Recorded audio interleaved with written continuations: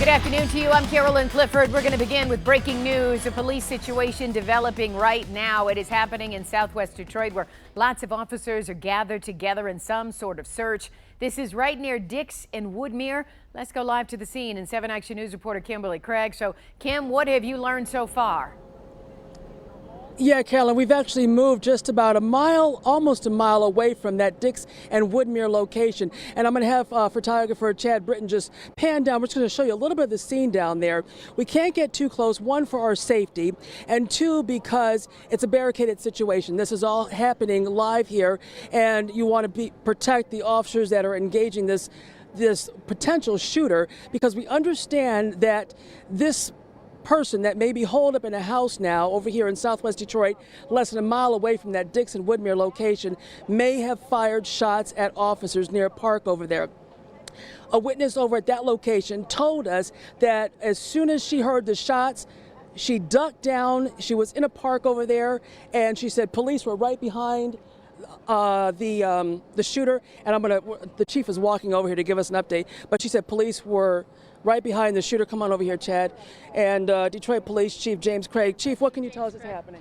Well, we got a lot going on, I can tell you, but let me first just thank the Detroit Police Department. We're going back to 2:40 in the morning, where, as you've reported, there was an off-duty Harper Woods police officer was carjacked at gunpoint. We believe there were 3 suspects involved in that. The officer's car was taken, and this is when it gets real interesting. Our officers diligently patrolling the area from the 4th Precinct, observed the off-duty officer's vehicle. There was a relatively short pursuit, high-speed pursuit. It ended in the city of Melvindale. That suspect was taken into custody without incident. The original vehicle that we thought was involved in the carjacking, because again it was 3 suspects, we believe 2 white males, 1 Hispanic possibly, our CATS unit. Our commercial auto theft detectives were recalled during this event. They came in and during the course of their investigation located the 2nd vehicle that was involved in this carjacking from early this morning.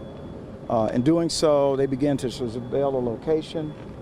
They watched additional suspects get into another vehicle, and from that, this afternoon, they saw the suspects. Suspects got away from them. Again, they were in plain cars, surveillance units.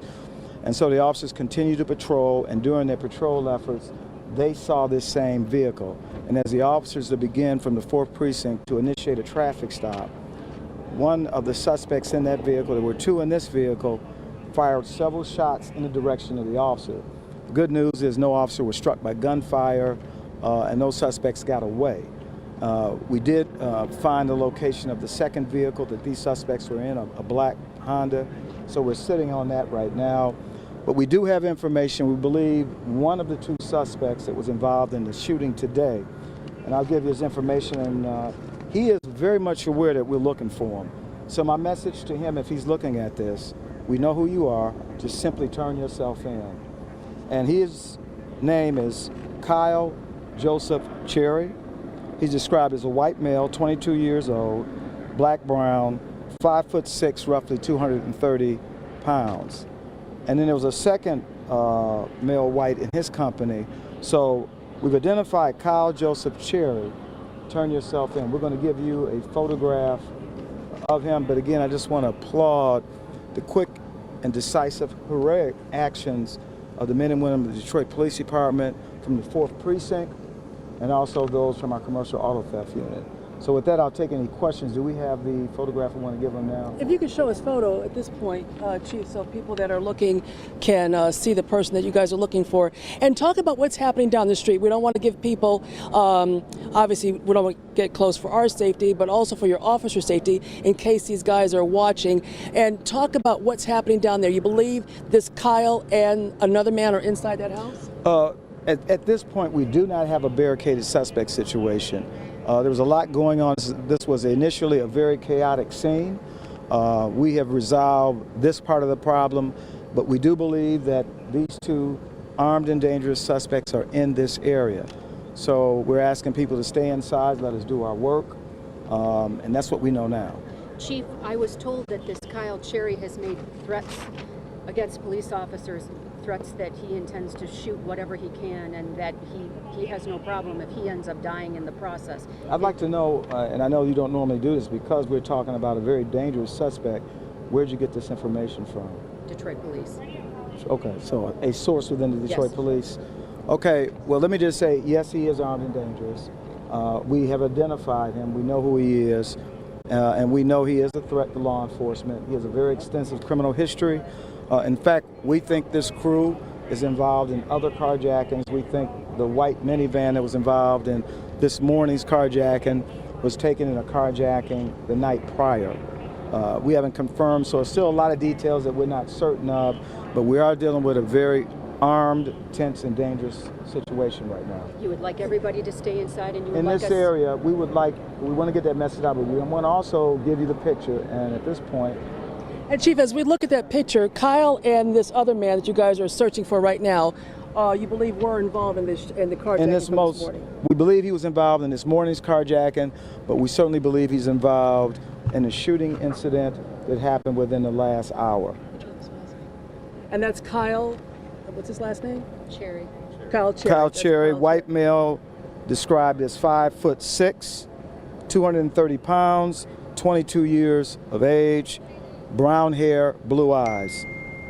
So he's not very tall, heavy built, and we know he was involved in today's incident. Now, turn yourself in. Are there other scenes, active scenes besides this one right now? We do. We can't disclose because this is a very active investigation, and we certainly don't want to give up. Absolutely. Because we don't want to put other people in harm's way. And again, we have a lot of officers deployed here to resolve this matter. And Chief, just for people that are just joining us now, you believe this situation here was involving, we thought we were after Kyle Joseph. He's not at this location, but the vehicle was recovered here? We have the vehicle. We believe he's still in the area. He is armed and dangerous, and he is involved in this situation. So if he's watching this, we know he knows we're looking for him. We are very much aware of that. So just turn yourself in. Turn yourself in. Anybody injured in any of these other carjackings? Not that I am aware of, but this crew has been involved in a series of carjackings. Again, we believe there was an additional carjacking before the off-duty officer. There was items belonging to that officer, his handgun, bulletproof vest that was taken that has not been recovered at this point. I have reached out to that off-duty officer, have not made personal contact, just to let him know that we're going to work very hard to resolve this matter. Chief of Police James. Do you think, Chief, do you think that they knew that he was an officer, police officer, when they carjacked him? I'm not certain. I mean, I would imagine they would approach the situation very differently had they known. But he was off duty. He was dressed in plain clothes, so there's no way they could have known. But I can't say that for certain. And what's the location? All right, folks, that's Detroit Police Chief James Craig giving us information on the situation that at first they thought may have been a barricaded gunman situation involving two of the suspects that were involved in a carjacking of a police officer, off-duty police officer this morning here in Southwest Detroit.